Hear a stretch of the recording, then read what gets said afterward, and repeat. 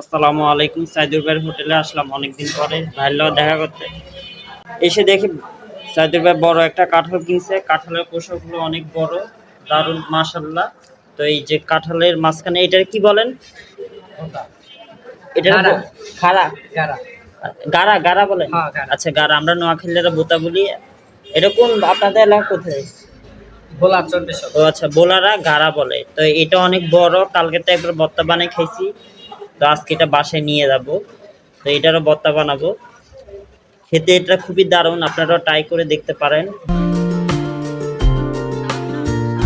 কাঁঠাল খেয়েও আসি, আসার টাইমে কাঁঠালের সব বিচিগুলা বাসায় নিয়ে আসি, কাঁঠালের মাঝখানের বোতাটা নিয়ে আসি ভর্তা বানানোর জন্য।